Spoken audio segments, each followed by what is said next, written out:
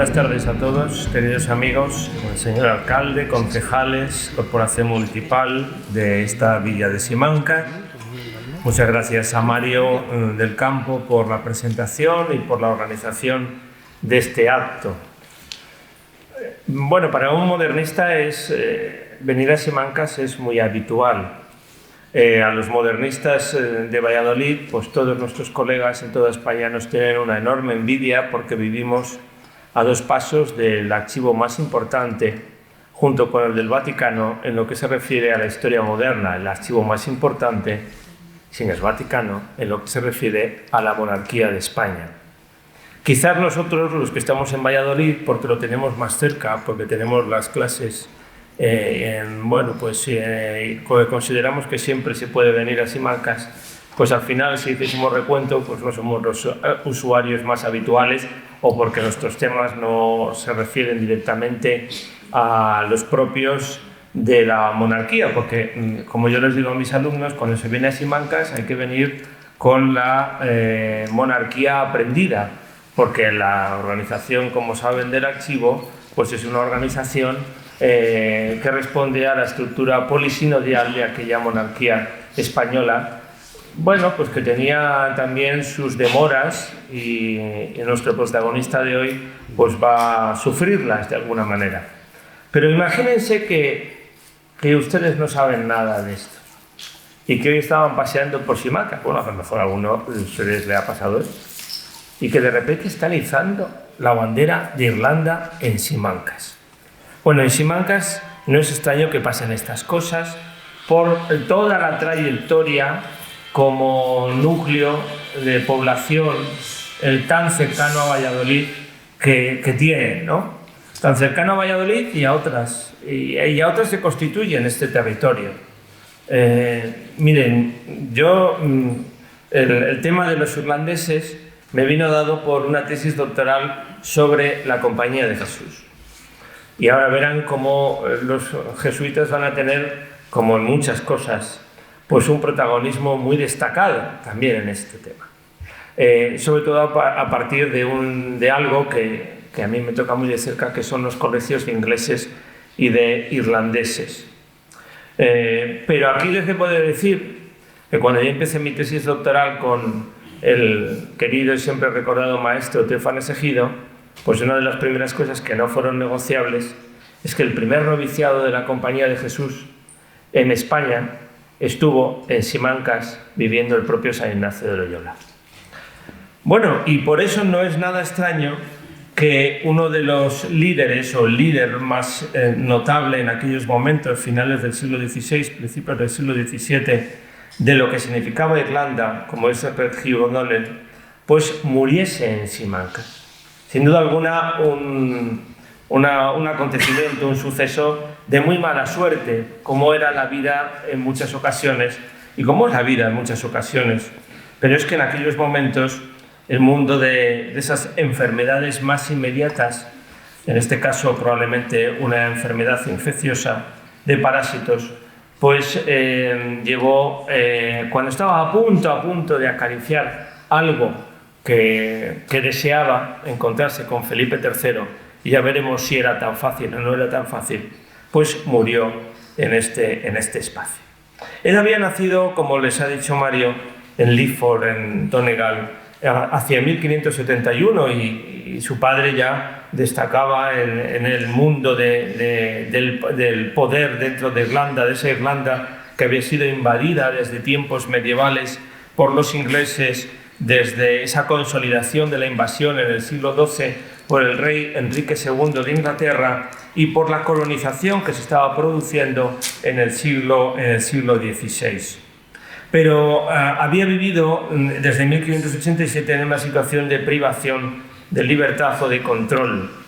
Nos encontramos en el reinado de Isabel I de Inglaterra desde 1559, tras la muerte de su hermanastra María I Tudor, o también llamada desde la orilla protestante, entre comillas lo tengo yo escrito porque los anglicanos no son protestantes, aunque pudiesen tener una influencia protestante, o más bien de la segunda generación protestante del calvinismo, La llamaban a María I Tudor María la Sanguinaria, porque, bueno, pues en ese turno de establecimiento, ruptura con Roma, restablecimiento del catolicismo, consolidación y ruptura definitivamente con Roma y consolidación del anglicanismo, pues María era la católica.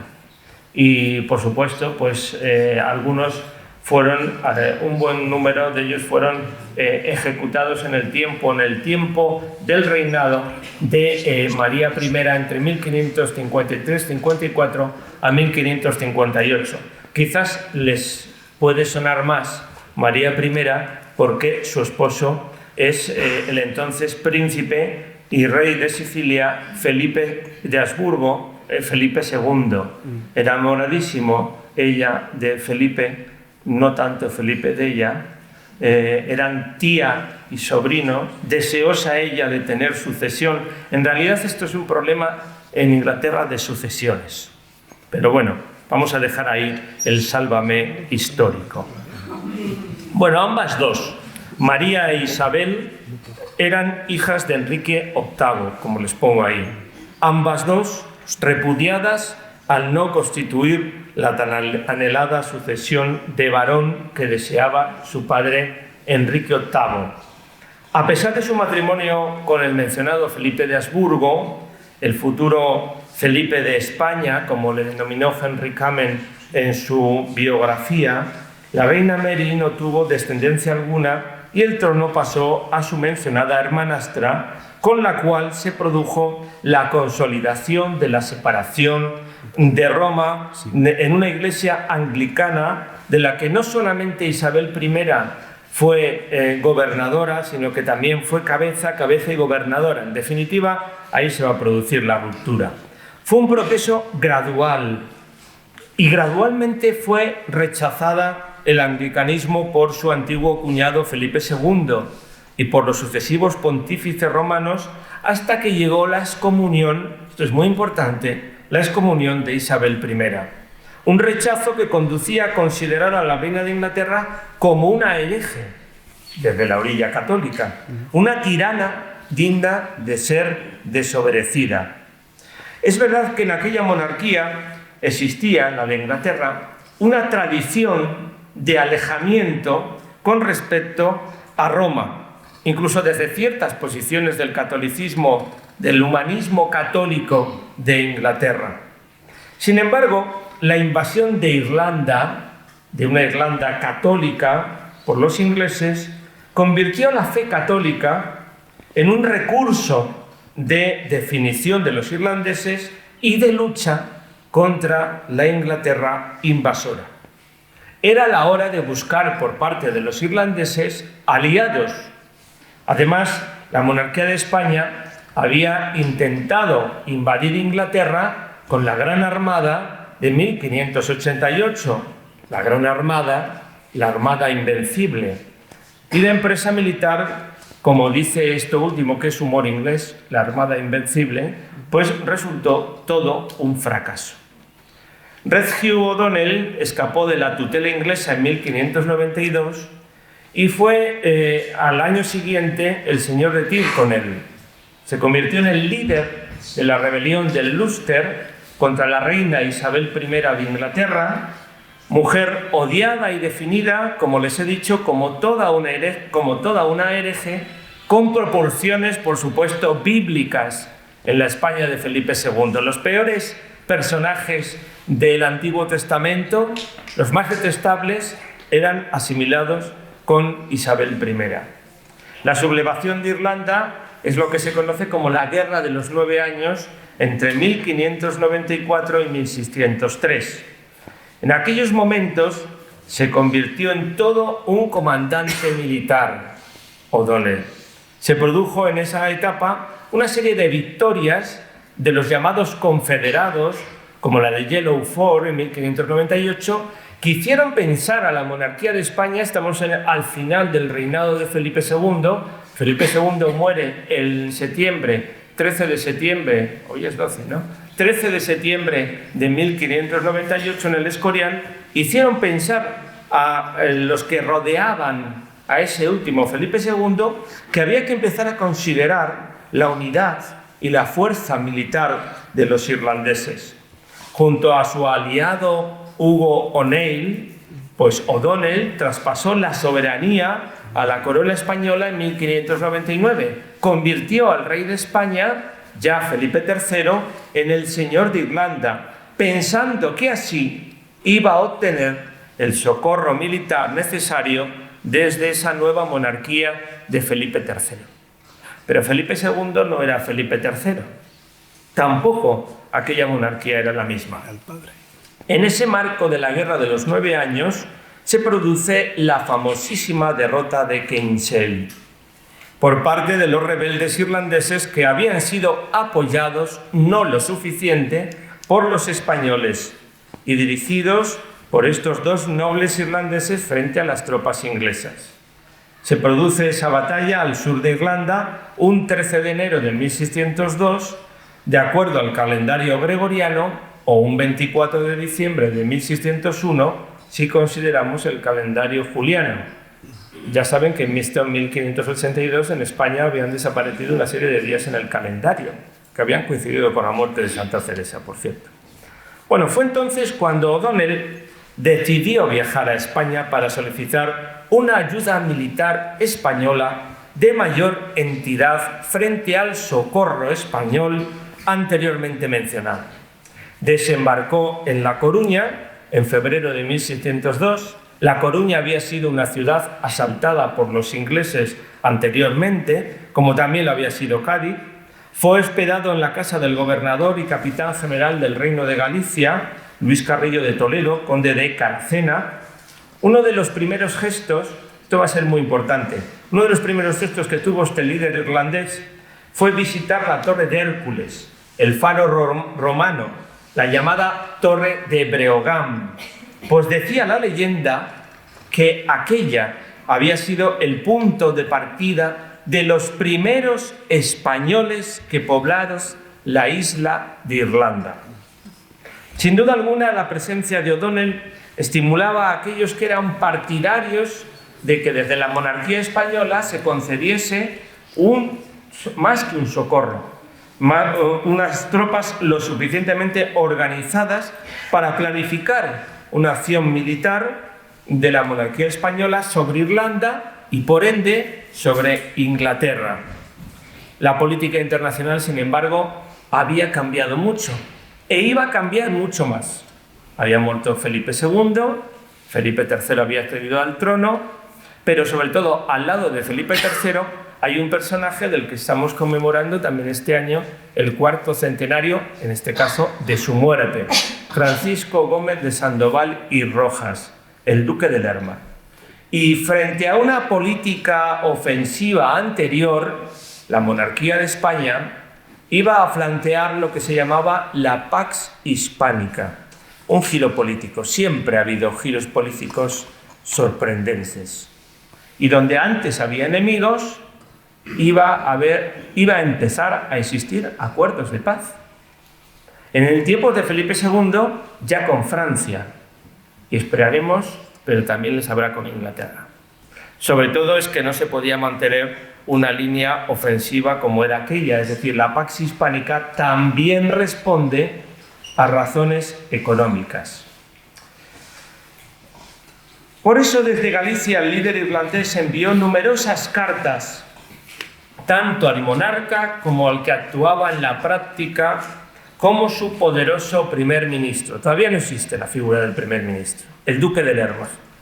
Bueno, aquí nos tendríamos que preguntar quién era más inaccesible, Felipe III o el duque de Lerma. Según un portugués que vino después a Valladolid, el bueno de Tomé Piñeiro da Veiga, en su Fastiginia, vino a Valladolid en 1605, a pasárselo bien. Era un hombre de leyes. Tiene mucha ironía. Cuenta que un soldado, esto no tiene nada que ver con los irlandeses, cuenta que un soldado quería una merced, un soldado de cierta importancia, y se dirigió a Felipe III. Y Felipe III, extrañado, le dijo, bueno, ¿cómo llega hasta mí? Y le dijo, hombre, llego a su majestad porque si fuese fácil llegar al duque de Lerma, no vendría a pedírselo al rey. Y es que verdaderamente el ciclotímico, el hipocondriaco, el gran jugador de cartas que era Lerma, ahora tampoco a veces los historiadores no nos pasamos y le quitamos importancia a la corrupción de Lerma. Bueno, pues era realmente inaccesible. Es decir, las cartas de Hugo O'Donnell a Felipe III y al duque de Lerma, pues verdaderamente no tenían respuesta. Es verdad que llegó a existir una planificada, una ayuda de 14.000 hombres y 67 buques. Sin embargo, aquella operación militar de envergadura era constantemente aplazada. El caudillo irlandés se sentía abandonado en sus peticiones y decidió emprender camino hacia la corte. ¿Hacia qué corte? ¿La corte de Madrid? No, la corte no estaba en Madrid, la corte estaba en Valladolid. Y lo estaba en Valladolid desde principios de 1601. Debía mostrarse ante Felipe III, el monarca católico. No ha aparecido la villa de Simancas. Ahí. Fue en septiembre de 1602 cuando ya se encuentra cerca de Valladolid y por lo tanto en Simancas. Se encuentra a escasas leguas y se muestra enfermo. Se encontraba en el castillo de Simancas, que ya había sido transformado en archivo de la monarquía con una reforma arquitectónica. Es un edificio pensado para guardar los papeles de la propia monarquía. Qué importante, esto es algo muy importante en un siglo XVI-XVII, en un siglo de la modernidad. Reformas arquitectónicas, no sé si se lo he dicho, por Juan de Herrera. Óscar Recio Morales, compañero de la Universidad en Madrid, uno de los grandes especialistas, uno de los grandes expertos, deben traerlo para alguna conferencia. En la presencia irlandesa en España y en su monarquía durante la Edad Moderna, habla con rotundidad que las causas del fallecimiento fueron naturales, una infección de parásitos. No se han podido demostrar los rumores de envenenamiento que habría efectuado un supuesto agente a sueldo de George Carew, que era el gobernador de Munster, en el suroeste de Irlanda. Munster es una de las provincias irlandesas. Algo muy importante y muy interesante: el testamento que dicta en Simancas el 7 de septiembre, él muere el 10 de septiembre. Muy interesante. Por él, por ese testamento, el testamento siempre es un documento que a nosotros los historiadores es de primera línea. Nos dice muchas cosas, porque la persona está en uno de los momentos fundamentales de su vida, el último momento fundamental. Por él mismo sabemos que no había venido solo hacia Valladolid. Declaro y digo que don Raimundo de Burgo, barón de Lettrin, que ha venido acá en mi compañía, es caballero honrado y ha hecho servicios muy notables, y por su valor y por saber que será de mucha importancia al servicio del rey, encomiéndele a su majestad dándole a entender que es digno de mucha merced y se puede fiar de él. Nos dice el rey Hugh O'Donnell en su testamento. Se encuentra preocupado, naturalmente, se encuentra preocupado de muchas cosas,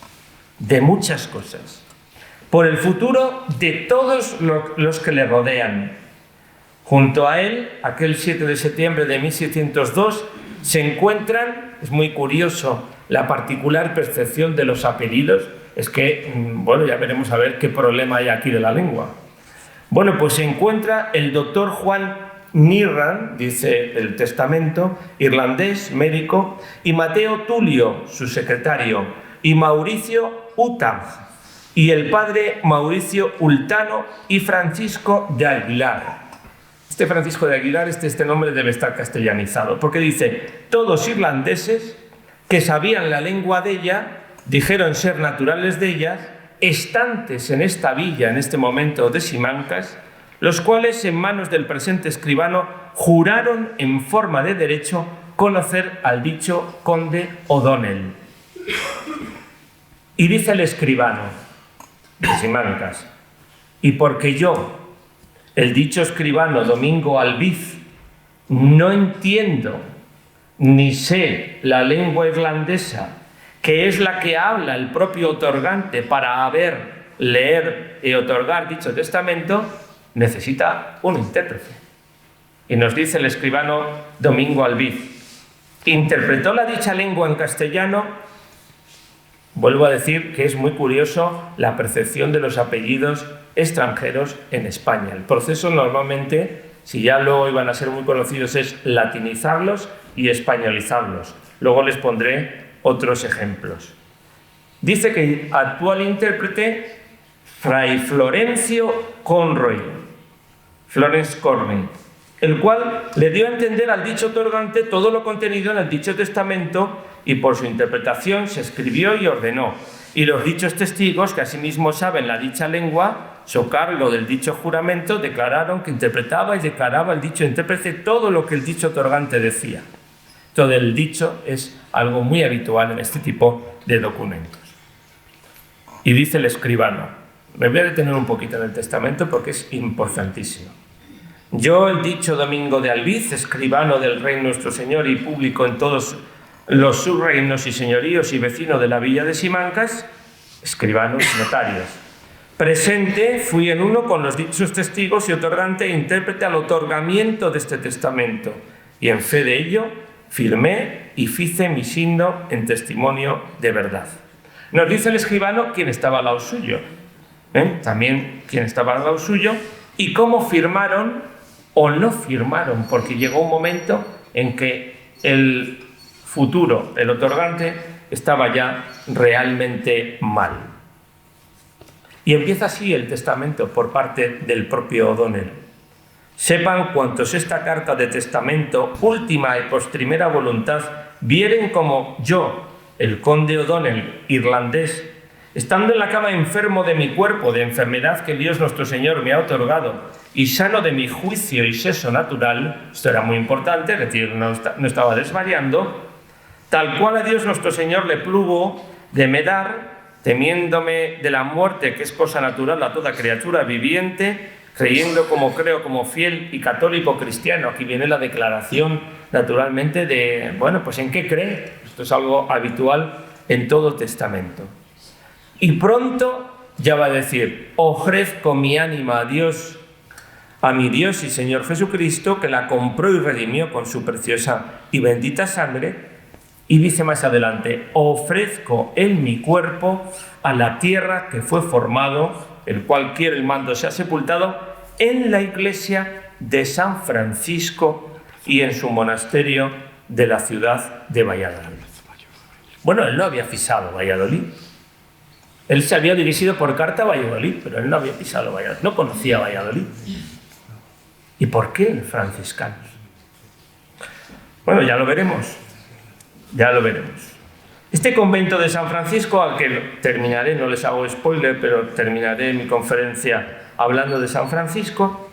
Este convento de San Francisco era un gran ámbito dentro de la ciudad de Valladolid, fundado en el siglo XIII, ocupando una gran cantidad de terreno dentro de la propia ciudad, y además dice que iba a ser enterrado en la llamada Capilla de las Maravillas, donde curiosamente había sido enterrado un siglo antes Cristóbal Colón, desde un 20 de mayo de 1506. Colón, ya saben, que fue trasladado después a Sevilla en 1509, si se llevaron a Colón, claro, si se llevaron a Colón. Bueno, él está muy preocupado políticamente. En la cláusula tercera del mencionado testamento, otorgado en Simancas, pues a su hermano Rodrigo O'Donnell se va a convertir en su sucesor en el condado de Tyrconnell. Dice que hay que mantener la alianza con el otro gran caudillo irlandés, O'Neill, y que hay que mantener el vasallaje con el rey de España. Lo va a ir diciendo, ¿no? Creo que a lo mejor lo más interesante es lo del rey de España. Establecía, va a ir colocando a todos los que le rodean, establecía que aquel franciscano Fray Florence Conry, que sirvió de intérprete franciscano y enterrado en un convento de San Francisco.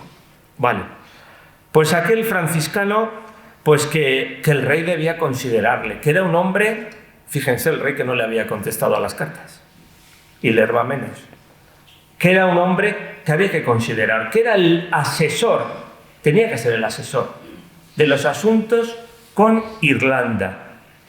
Todavía no he dicho por qué tanto empeño con Irlanda. Bueno, el asesor con Irlanda, y es verdad, y lo fue. Fray Florence Conry fue el asesor de los asuntos irlandeses en la monarquía, en la corte ya de Madrid, hasta su muerte en 1729. Pero así lo dice O'Donnell, en el testamento. Asimismo, encomienda a su majestad al padre Fray Florencio Conrío, perfección de apellido, mi confesor, y suplico le haga proveer de un obispado en Irlanda. Eso era muy importante. Aunque el padre no le plazca, no le guste. Tomar este cargo redundará esto al servicio de Dios y de su majestad y al común bien de la tierra por ser hombre tan santo y de mucha experiencia e importancia para las cosas de allá. Encargo y suplico a su majestad mande tomar su parecer en las cosas de Irlanda y digo que importará mucho el servicio de su majestad enviar al dicho padre bien presto a Irlanda por ser bien visto de todos aquellos señores y estiman su consejo mucho y cobrarán brío y ánimo con su llegada allí. ¿Por qué? Porque O'Donnell está preocupadísimo de que, como decimos en Castilla, muerto, ¿cómo es eso? Se acabó el parentesco, ¿no? Se acabó el texto, se acabó el parentesco. Se moría él, pues se moría el asunto de Irlanda, la monarquía. Entonces tenía que situar a su hermano. Tenía que pedir una alianza y sobre todo suplicar a su majestad, bueno, pues varias cosas. En primero, fíjense lo que es un testamento, ¿eh? Declaro que un muchacho llamado Don Telasio es mi sobrino que está conmigo y los gentiles hombres y criados míos que están en La Coruña, había dejado criados en La Coruña, suplico a su majestad sea servido de darles mantenimiento hasta que haya embarcación para ir donde mi hermano está. Asimismo, encargo y suplico a su majestad se ha servido de pagar la poca deuda que debo en España. 100 ducados al general Pedro de Zubiarre, otros 100 ducados a un mercader irlandés llamado Nicolás Lynch, que está en la ciudad de La Coruña, y 80 ducados a Duarte Ustase, gentilhombre irlandés que también está en La Coruña.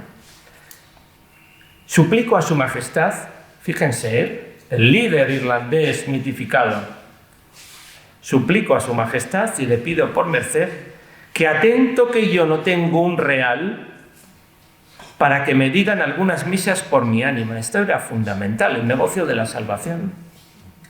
También aquí hay una razón por la cual, a veces no se me olvida luego, aquí hay una razón por la cual es enterrado en un convento de franciscanos. Que me digan algunas misas por mi ánima después que Dios nuestro Señor me haya llevado de este mundo al otro, con apenas 31 años, mande su majestad me entierren en el dicho monasterio de San Francisco de la ciudad de Valladolid y me entierren conforme a la calidad de mi persona. No tengo un real, pero oigan, soy el señor natural de Irlanda.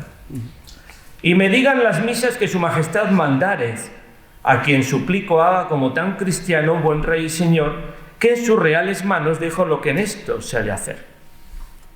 Bueno, en realidad luego su hermano fue al exilio. En realidad esa historia no había comenzado con Redheugh O'Donnell y tampoco la historia va a terminar con Redheugh O'Donnell. ¿Por qué? Pues porque, bueno, ya saben que a la puerta del castillo se indica esta placa que a mí siempre me llamó tantísimo la atención. Bueno, pues porque el problema religioso había llevado a que muchos ingleses católicos y muchos irlandeses católicos, y no es la misma situación de recepción al catolicismo en Inglaterra que en Irlanda, pues fuesen exiliados. ¿Y dónde tenían que venir exiliados? Pues a su lugar natural, a la tierra de sus antepasados. Porque, como les he dicho antes, los españoles habían poblado Irlanda. Y eso había que contarlo y había que publicarlo. Es verdad, los irlandeses se habían caracterizado por su fidelidad al catolicismo desde los tiempos apostólicos de San Patricio. Parecían esas labores tardías las de San Patricio con respecto ¿a quién? Pues al siglo de Jesucristo. Y entonces en esto no hay problema. Felipe O'Sullivan, un irlandés que consiguió una posición privilegiada en el mundo universitario de la que va a ser la capital del exilio irlandés, como dice Ofelia Rey Castelao, catedrática en Santiago, pues Felipe O'Sullivan en su obra Decas Patrician o Patriciana Decas, es decir, una recopilación de biografías y de versiones de la vida de San Patricio, dice nada más y nada menos en esta obra Patriciana Decas, publicada en Madrid en 1629, que Santiago Apóstol, además de venir a España, había ido a Irlanda. Y esto mismo también lo va a decir una relación de las persecuciones de Irlanda y de los irlandeses, publicada por el Colegio de los Irlandeses de Sevilla en 1619. Que la Hispania romana o Iberia antigua y el reino de Irlanda o Hibernia habían sido evangelizados por el mismo apóstol. ¿Por qué se producía la resistencia de los irlandeses a los ingleses y por qué mantenían la fidelidad al catolicismo y la resistencia, como les digo, a los ingleses? Porque tenían descendencia, dicen estas obras, y sangre de españoles. Esto lo decían de forma clara. Y todo partía de Milesio Mílico, mítico monarca español, que envió a uno de sus hijos a poblar Hibernia, Irlanda. Siglos después, con la invasión de los árabes, nuevos españoles poblaron, dicen esas obras, no lo dice Javier Boreza, dicen esas obras, y se comunica, se está creando estado de opinión, que hay estado de opinión en el siglo XVII, ¿eh? No piensen ustedes que solamente hay estado de opinión porque existan medios de comunicación inmediatos. Esto era un medio de comunicación. Bueno, pues que con los musulmanes también habían ido nuevos irlandeses y que ahora que Irlanda lo necesitaba, ahora es cuando los monarcas españoles, reyes católicos, tenían que actuar pues convenientemente. Y tenían que hacerlo como lo hacían, ¿no lo estaban haciendo con los ingleses? Pues todavía no tenían que hacer más con los irlandeses, que eran sus familiares. Aquí tienen ustedes a Robert Parsons. Robert Parsons es un jesuita que viene a España no para hacerse cargo de los asuntos de los exiliados ingleses católicos, sino que viene a España para solucionar problemas de la Compañía de Jesús, que siempre la Compañía de Jesús ha tenido muchos problemas, y viene a España después de, él es inglés, él ha estado en Roma, se le latiniza su apellido, Robertus Personius, y después se le españoliza, Roberto Personio. Personio. En todas las cartas aparece Personio. Bueno, pues este va a ser el gran fundador de los colegios de ingleses de la monarquía española. Primero el de Valladolid, en septiembre de 1589, después el de Sevilla, en 1592, después el de Madrid. Colegios de ingleses que van a tener sus primeros mártires, esto va a ser muy importante, que van a coincidir el de Valladolid con el colegio con la derrota de la Invencible, que van a coincidir también, estamos hablando de 1587, 88, 89, es sucesivo todo lo que ocurre, que va a coincidir con la ejecución de la reina católica de Escocia. Estamos en un momento en que Inglaterra es una cosa, Escocia es otra e Irlanda es otra, políticamente. María Estuardo, ejecutada en 1587, y ahí tienen la fundación del Colegio de los Ingleses. Y ahí tienen a nuestra protagonista, a la reina Isabel I. Isabel I se va a enterar de que hay exiliados ingleses, irlandeses, católicos que están en Castilla, en la tierra de su antiguo cuñado. Mira, Felipe II. esto vimos. Y que van a ser ellos los primeros informantes de todo lo que ocurre en Inglaterra. Es decir, que estos colegios, que los ingleses van a ser muy pronto seminarios, ya verán por qué les hago esta distinción, estos colegios no solamente van a estar para formar sacerdotes católicos ingleses que vuelvan a Inglaterra a predicar el Evangelio, es que van a tener estos colegios un interés político y estratégico fundamental, sobre todo cuando haya guerra entre Inglaterra y España. Ahí tienen a Sevilla, cómo le van a fundar en Sevilla, se asalta Cádiz, ocurre, esto no me puedo detener, ocurre el desastre de la ocupación de Cádiz, destrozan una imagen que es la Virgen de la Vulnerata, que llega a Valladolid en 1600, antes que Recio O'Donnell, a Simancas. Y aquí tenemos, pues, los mártires ingleses. No me quiero entretener más con los ingleses, que si no yo me puedo perder en esto. Pero yo insisto, era muy importante crear un estado de opinión positivo a que la monarquía de España de Felipe III y el duque de Lerma, que no estaban por la labor, se gastasen sus dineros en invadir Irlanda para liberar a los irlandeses y seguir invadiendo Inglaterra. Y, por supuesto, ¿quién era Isabel de Inglaterra? El peor de los personajes bíblicos, aquella reina Jezabel. Esa era la reina de Inglaterra. ¿Y quién era Felipe II? Pues lo decía un obispo irlandés llamado Fray Buenaventura en 1590. Felipe II, único y solo amparo y defensor de los estudiantes ingleses e irlandeses. Tan cristiano, soberano, amparo y señor de la cristiandad. Pues sí, había estudiantes irlandeses e ingleses en Valladolid, en Salamanca, en Lisboa, en las ciudades universitarias. Conocemos sus nombres.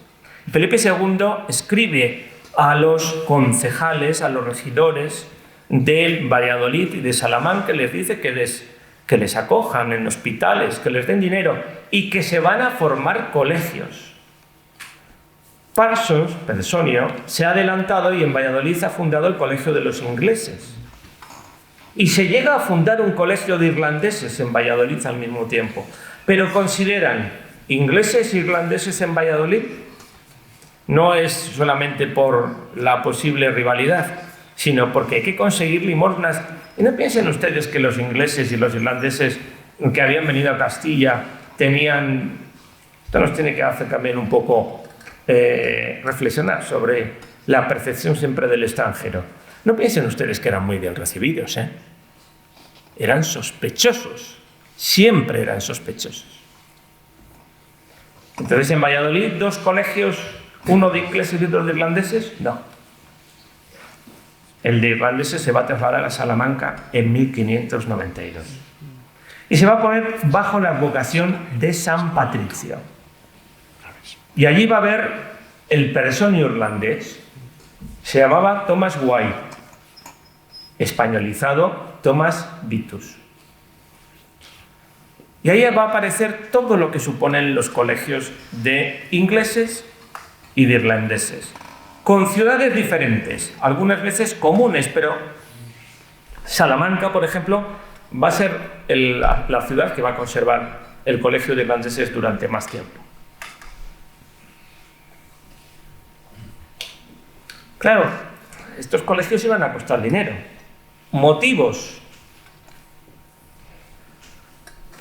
Hay algunos, por ejemplo, en 1600, 2 años antes de la muerte de Recio O'Donnell en Simancas, el conde de Puño en Rostro dice, pero vamos a ver, si es que estos colegios, miren, hay motivos de piedad para mantenerlos, porque es el monarca católico y estos pobres han sido puestos en el océano, así decían esos memoriales, como Moisés niño fue puesto en las orillas del Nilo y fue encontrado por la hija del faraón.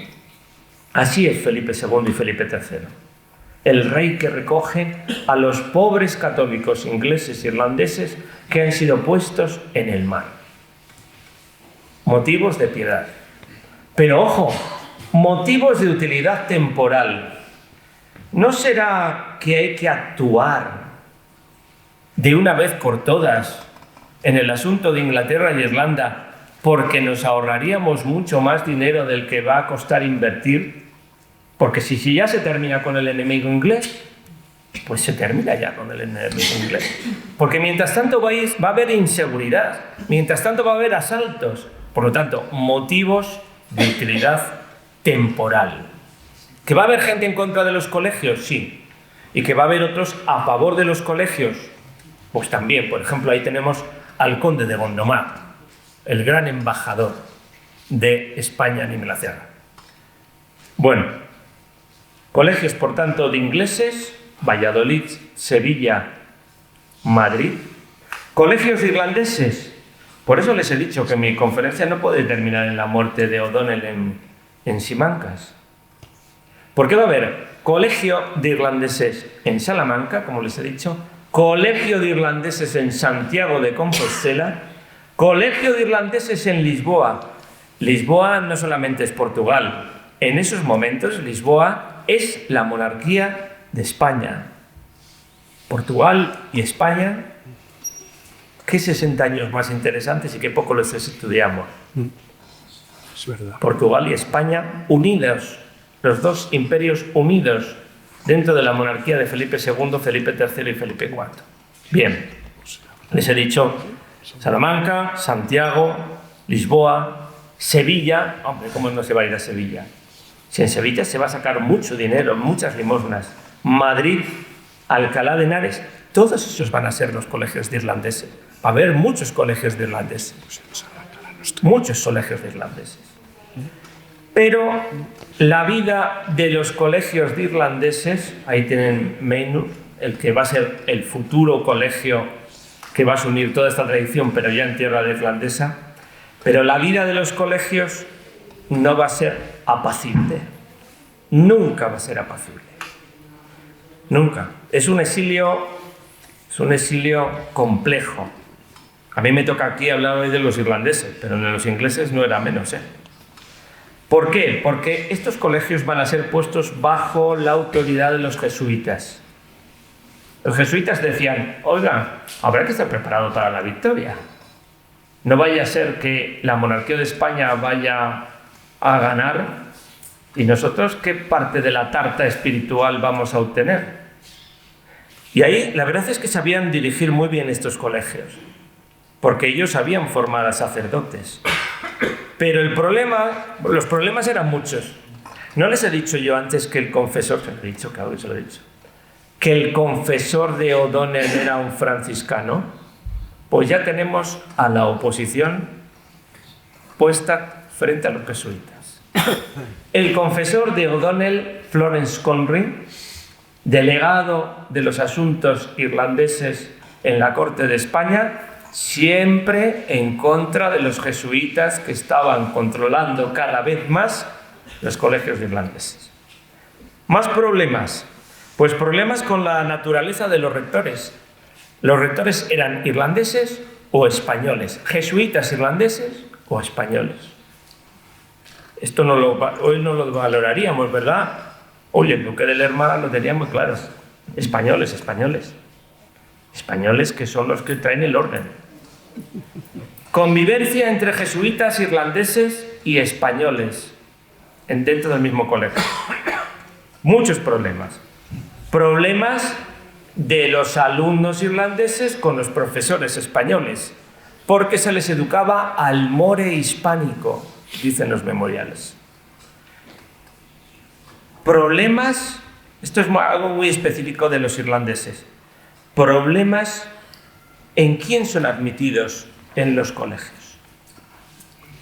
Miren, es difícil hacer el retrato de los seminaristas irlandeses e ingleses.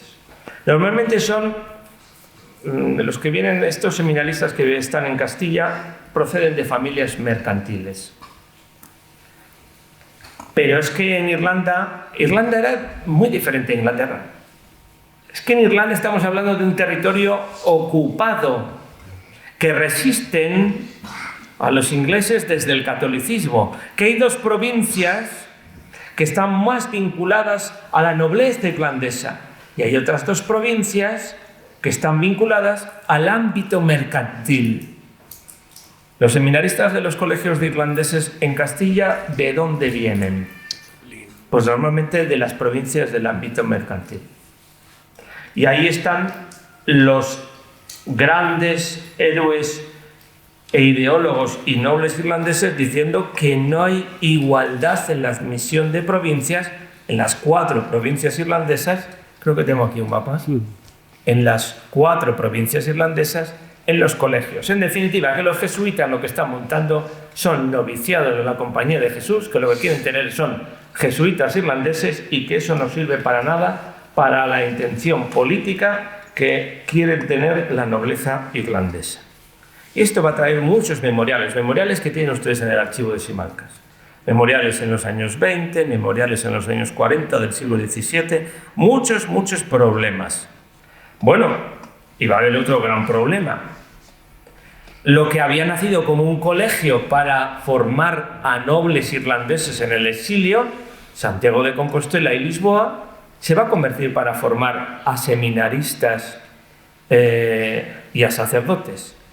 Eso va a generar pues una notabilísima oposición. Miren, los historiadores no tenemos que hacer previsiones de lo que hubiese sucedido si no se hubiese muerto, en este caso, O'Donnell. Si no se hubiese muerto O'Donnell, no habría, pero les puedo asegurar con bastante seguridad que O'Donnell no habría apoyado la multiplicación de colegios irlandeses, y menos bajo la dirección de la Compañía de Jesús. Los colegios irlandeses, para ir cerrando temas y ya ir concluyendo, los colegios irlandeses van a tener un momento de reestructuración, que va a ser la expulsión de los jesuitas de España. Eso se va a producir en 1767. Ahí van a reducirse, van a desaparecer todos los colegios irlandeses, salvo el de Salamanca. El de Salamanca llegará hasta 1951, con sus cosas interesantes, muy interesantes. Durante las guerras mundiales, estos seminarios, en Valladolid pasó lo mismo. En Valladolid desaparecieron o se reunieron el colegio de ingleses de Madrid y de Sevilla, y se reunió en Valladolid. La diferencia es que el de Valladolid sigue existiendo. Cosas muy interesantes. Por ejemplo, ¿quién introduce el fútbol en España? Los seminaristas ingleses, irlandeses y escoceses. Sin duda. Miren que yo poca autoridad tengo en el fútbol, pero vamos, nula. Pero como les puedo decir que ellos son los introductores del fútbol en España. Se juega al fútbol en estos seminarios. Me voy a quedar en el siglo XIX, porque ya anteriormente se está diciendo que cuidado con esos juegos que se realizan casi con pelotas y las sotanas. Entonces, primera cosa, los irlandeses llegarán hasta 1951. En 1951 se cierra el último lugar donde estuvieron, en Salamanca. Los ingleses siguen y los escoceses siguen teniendo un seminario, que ha sido un poco emigrante. Segunda cosa con la que tengo que ir concluyendo. ¿Qué pasó con la política? Porque aquí hemos hablado de política de jesuitas. Pero ¿qué pasó con la política y los ingleses? ¿Qué pasó con la monarquía de España? ¿Qué pasó con Lerma? Pues que firmaron la paz con Inglaterra. Se firmó la paz con Inglaterra en 1604 y se ratificó en Valladolid en 1605.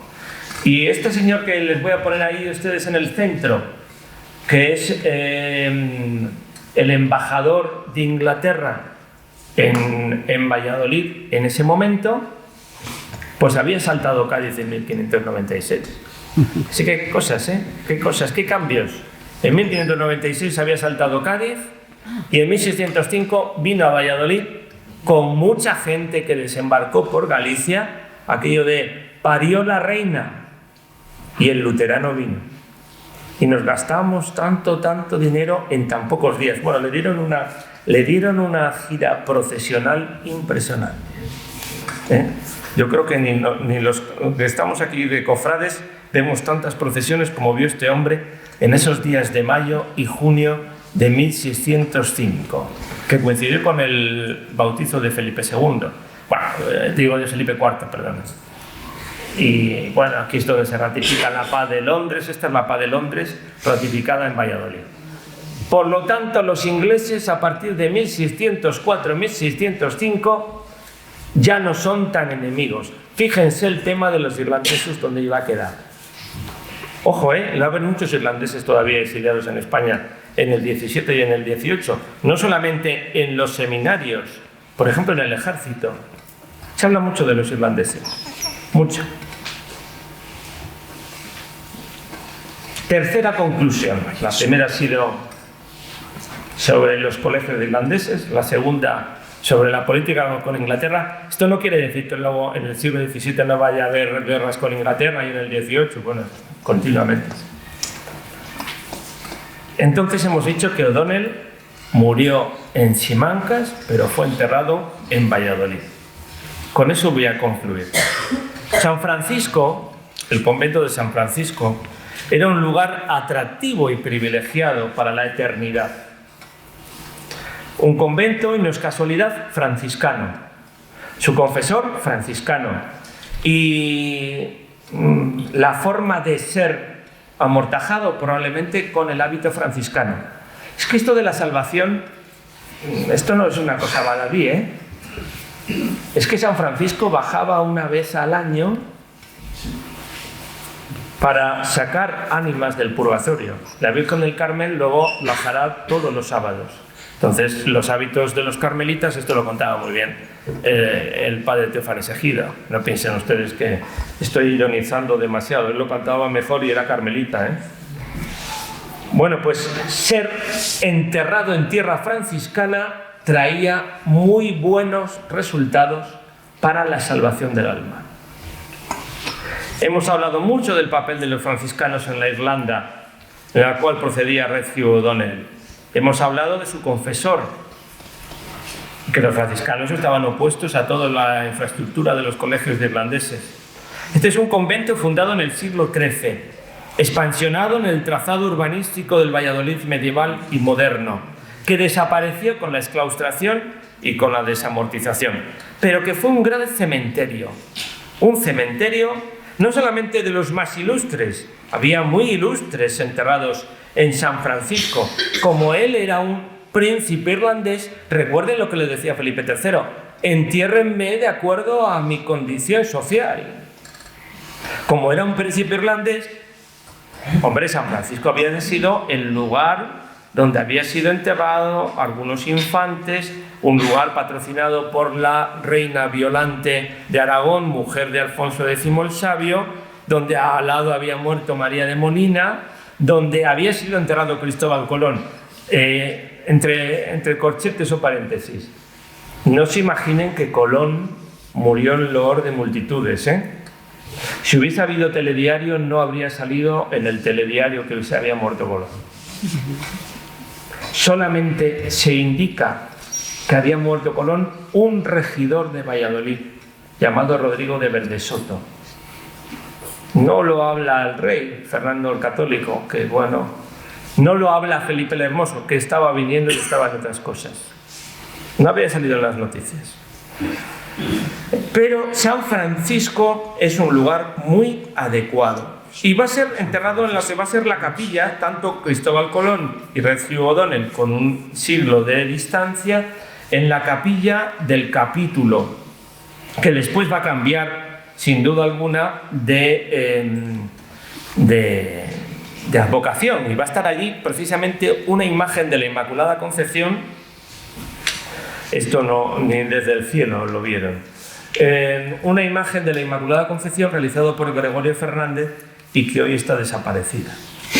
Bueno, en San Francisco pues enterraba, por ejemplo, el canónigo de la Catedral de Toledo, o quería enterrarse, Carlos Venero Leiva, que era contemporáneo de Redhew O'Donnell, que donó toda su biblioteca al Cabildo de Valladolid, que enterró allí a su familia. Él finalmente se enterró en la Catedral de Toledo. En San Francisco pues enterraban los colegiales de Santa Cruz. Pero había una democratización del enterramiento. Esto lo ha dicho, Javier Martínez de Aguirre. ¿Por qué digo que hay una democratización del enterramiento? Pues porque no todos eran, como les he dicho, ilustres. Los ajusticiados, cuyos restos eran hechos pedazos, cuartos, y repartidos por los caminos, esos restos después, que dicen que se les comían los perros, eran recogidos por los cofrades de la Sagrada Pasión de Cristo y reunidos en una ermita a la salida de Valladolid, introducían esos restos en una procesión en el Domingo de Lázaro, domingo anterior a la Semana Santa, en Valladolid, y eran enterrados en San Francisco. Por tanto, en San Francisco se enterraba gente muy diversa.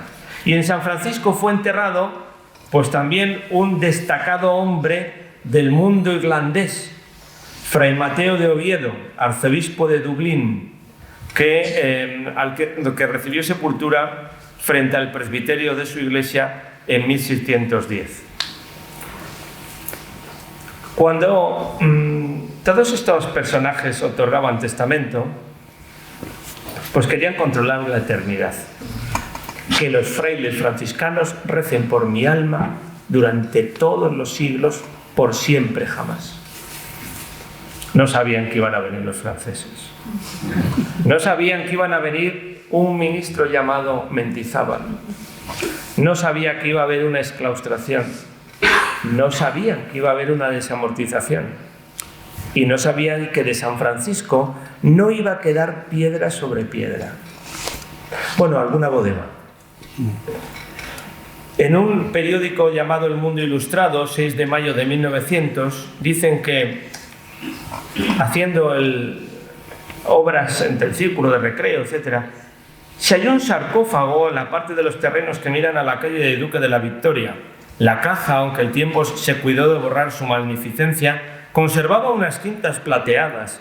Las ropas de seda debieron de pertenecer sin duda alguna a un gran personaje que muy bien podría ser, el periodista o el gacetillero lanza la idea, Zumárraga, primer arzobispo de México, que se le desenterró hará unos 60 años para que recibiera el título de venerable.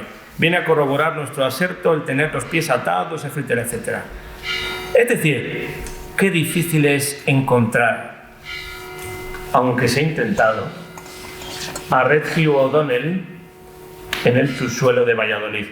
Lo que sí que se ha encontrado, y es interesante, aunque yo soy testigo de que los irlandeses, he hecho algún programilla y yo con ellos entrando en el Café del Norte, en esa bodega que tiene el Café del Norte, y entonces viene el periodista irlandés y dice, y esto era una bodega del convento de San Francisco. De hombre, yo no le estoy diciendo eso, pero bueno, usted se lo está imaginando. Aquí casi cogían unas piedrecitas, aquí casi estamos tocando la tierra donde fue enterrado Red Hugh O'Donnell. Y yo decía, madre mía, ¿cómo salgo de aquí?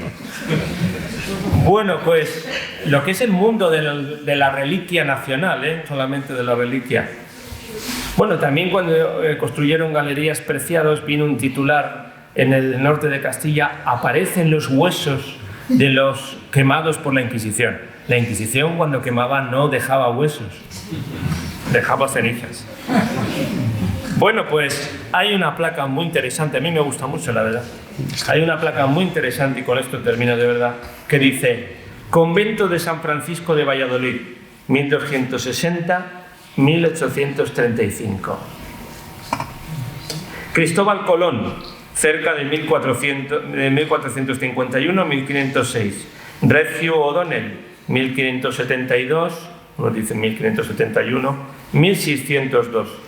Bajo este suelo del convento de San Francisco, corazón de la vida y la espiritualidad de los vallisoletanos y casa madre de San Pedro Regalado, se encuentran los restos de la Capilla de las Maravillas, donde recibieron sepultura Cristóbal Colón y el héroe irlandés Red Hugh O'Donnell.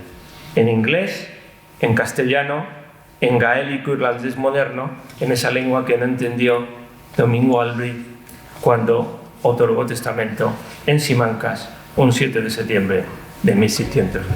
Muchas gracias.